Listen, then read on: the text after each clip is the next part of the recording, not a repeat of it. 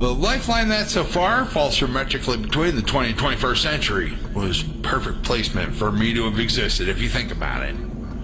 As a Gen Xer, I've had the distinct pleasure of being raised under the influence of cherry-scented pencil lead, scratch-and-sniff stickers, and secondhand cigarette smoke. Like everyone else from my vintage, I grew up behind a veil woven of Saturday morning cartoons and proper pop rock music. I've seen the rise of video games and the fall of corporal punishment, as vastly different as the horse-drawn gun-slinging 1890s were from the 1920s. I recognize we're even more removed now from when I was a kid. By the time GPS really takes off and revolutionizes the navigation game, this dude's already had the opportunity to earn his million-mile merit badge and the ability to hang his keys up feeling accomplished. Yes, much like Marco Polo before me, I too could claim a helm that's done its swiveling and cranks in a time when man was still at the mercy of sextant compasses and paper. Our maps were wire-bound, or at least the good ones. Now, I've always dealt with some form of GPS, don't get me wrong. During my hour, however, the difference is those bad boys worked in reverse. They were known as tattle boxes. We had units that told the powers that be where we were and how fast we were going. If they offered turn-by-turn directions, I certainly agonizingly missed that feature. Directions were usually handled by dispatch, and by that I mean, in a land before cell phones, one would commonly find themselves hovered around a stranger's telephone booth, desperately trying to translate between all this land's different language dialects and enunciations. Pen and wire-bound paper tablet in hand. Oh, and somewhere down the line, if Thomas Guide doesn't make his appearance, yet another book, because remember how paper once ruled the world? Then it wasn't an authentic 20th century experience. I guess the same technology worked for the first moon landing, but the road was quite a bit different back then, even if it still sort of looks the same. It was because of this world's handy little handicap, my poor sense of direction. I'm sure I don't have to tell you who got lost somewhere on the Atlas pretty much every single day. I bet you if you were to tally the entire duration I was completely confused throughout my tenure, there would at least be a solid month of me straight scratching the back of my head and cussing like a sailor.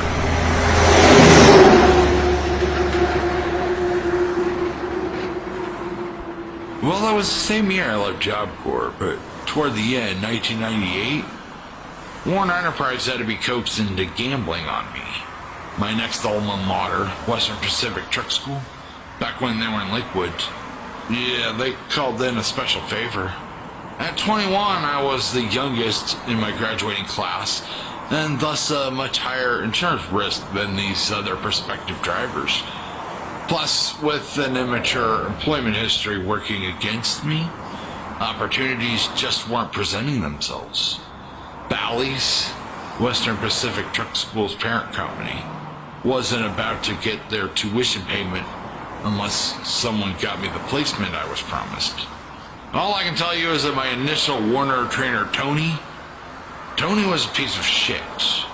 Terminated after I turned him in for stealing from me. Even had the nerve to drag his kids into it. It's a really simple version of this story, but that's pretty much all it boils down to. Living through an experience like that tends to be all-encompassing when you're essentially living in a vehicle. I much prefer chlorophyll green over desert beige, as this was my first experience with Southern California. The only thing he was good at teaching is that humanity can suck sometimes. Victorville, California makes me thirsty and isn't a place I want to come to know more than I already have. And most importantly, the son of a bitch taught me how to get away with hauling unauthorized passengers. His wife illegally lived with us the whole time and rode through damn near every state with us. I don't remember getting along with my last trainer either. I can't place his name. But of course, I had to remember the complaint he lodged against me. The teacher I do remember fondly was the fella I had right there in the middle. His CV handle was Wizard. He looked like Merlin if you took off his robe and dressed him like Quentin Tarantino dressed Jules and Vincent at the end of Pulp Fiction. Picture a pink neck canvas behind white cotton. Picture an emaciated Santa in a t-shirt that screams someone's on vacation. Then give that man a fetish for shower tickets. My 22nd birthday found us heading westbound on I-80 and in the boring part of Nevada. I'm the one driving when I hear the sleeper berth curtains Velcro seal tear open. Wizard plants one on my passenger side cheek, completely platonically, beg your pardon, and then buys me pancake breakfast at that one Mill City TA truck stop that's in the middle of nowhere. Because he was so crazy, we got along just fine. He's the type you have to wear earplugs bunking next to on account of his night terrors. Also, because of the early start I got into the industry, I was able to turn around and teach other guys how to keep all 18 wheels on that pavement for themselves and introduce them to the trucker lifestyle at something like age 23 or 24. This introduces friends of mine like Russell Crumpton, who, side note, happens to speak with a very pronounced Cockney accent. When you're around him 24/7, you tend to grow immune. It's like you don't hear it anymore. But words like bloody or better bloody, mate, suddenly pop into your vernacular, even though it sounds funny, spoken in your louder, heavy-set, basic American Caucasian male with the Midwestern timber, don't you know? Not too many people, I'm guessing, can say they've lived in what amounts to a shoebox with an old-timey pirate. Well, I can't either, but with Russell, I can say I've come damn close. The time we went from Bragg to Torrance, California to Groveport, Ohio, in 3 days. He'll still bring up to this day with a certain amount of glee. He was my ex-wife's neighbor from West Park, an old taxi hack who drove for Red Top. One day we were visiting on the sidewalk and I placed the phone call that would forever alter the course of his life. I built up my credit with Warner and convinced them to put him through truck driving school. I trekked across the country with that man for 2 months when it came time for someone to train him because we weren't interested in enabling another Tony. Thanks to surviving Tony, it took me an extra month to get the rest of that 280 hours logged behind the wheel one needs to accrue in order to finish training as a greenhorn and get issued equipment. When it came time to get assigned my own tractor, I remember the wind in my sails further deflating. The Freightliner regional baby bunk was only supposed to be temporary. It's the difference between Oprah giving you a shed when everyone else around you is getting house keys. Rowboats aren't meant for ocean travel. Station wagons make lousy campers. This thing didn't really belong east of the Rockies if you're from the West Coast. Perfect for Long Island only if you're actually from the Eastern time zone. Just a step up from a day cab. The thing's so cheap that the passenger seat is a glorified kitchen chair bolted to the floorboards. Since the only seat that theoretically matters is the driver's, this is where the air ride avails itself other than what's suspending the entire passenger cabin. You can probably imagine how this butt-busting detail would go over with my own unauthorized passenger, who may or may not have snuck aboard with me. Well, most operators enjoy at least a good step and a half room between the driver's right armrest and where your knees ought to hit, begging for mercy, either from your god or mistress every night. Next to the bed, this gives you full access to that fitted bottom sheet off your mattress while you're driving. Well, most everybody who got trucks that day at least enjoyed living quarters. With closet space, I was given a closet. There were wardrobe hangers, don't get me wrong. They were suitcase drapes, I imagine being designed by the same folks that brought us dry cleaner bags. Flat vinyl envelopes that zip up along the edge. The TV rode either on the bed or the passenger seat. I outgrew this machine upon moving in. Even finding a permanent place to stow an atlas and the truck stop guide was ridiculous.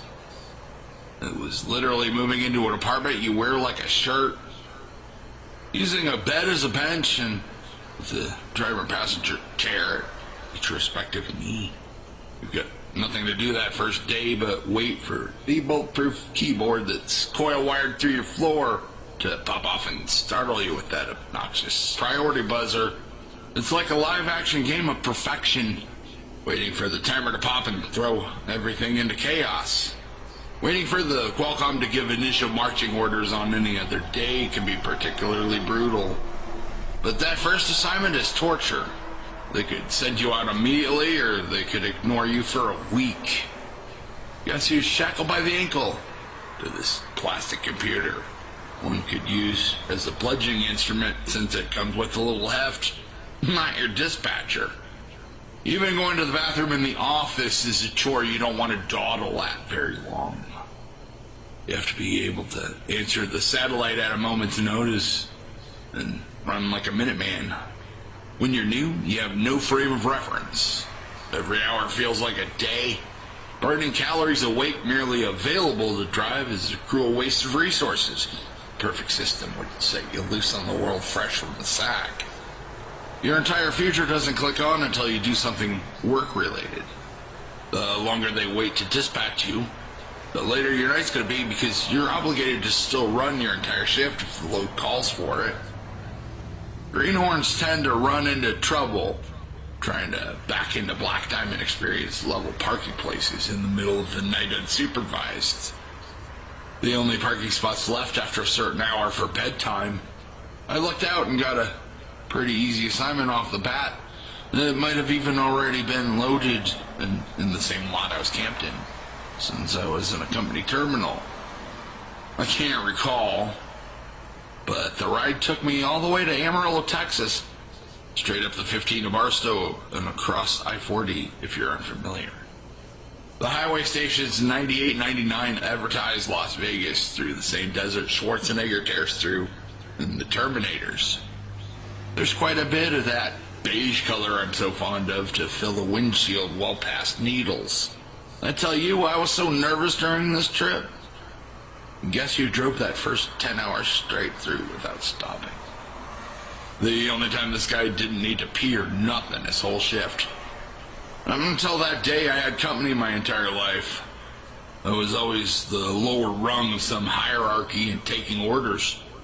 For the first time in my life, I was completely on my own and devoid of anyone's advice. The only thing to show for my existence was a blip on some dispatcher's map half across the continent. I could be stark-ass naked and nobody would know a thing. Keep in mind, I didn't think the air conditioning worked until I stepped out of the vehicle. Pee on the side of the road once upon this other time. Picture the literal highway through hell with pavement so hot it shimmers like a barbecue grill. So damn straight, I actually have driven in just my boxers. I remember Super Bowl 33 assuaging my parking fears this first run, though. I was able to serpentine into a parking spot with no problem after someone else was vacating. So in essence, we're talking about a straight line from trailer coupling to perfectly timed parking spot, that first experience. Trust me, my electronic logbook would never be that perfect again. When I walked into the driver's lounge that night to watch a historic episode of The Simpsons, it was the first time in my life it was my fault where I landed. In the Arizona desert, I was miles away from anyone I ever knew. I've always viewed driving a big rig through fresh snow as magical. A sleigh ride to a child drawn by Clydesdales the night before Christmas through a gaslit village. When the tracks haven't even appeared on the freeway yet. Think of a locomotive carving through the Alps as it leaves a blizzard streak in its wake. Think of how scary the slush becomes as it punishes your windshield hard and fast.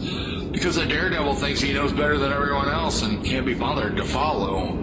Meanwhile, we're just praying we're still on pavement.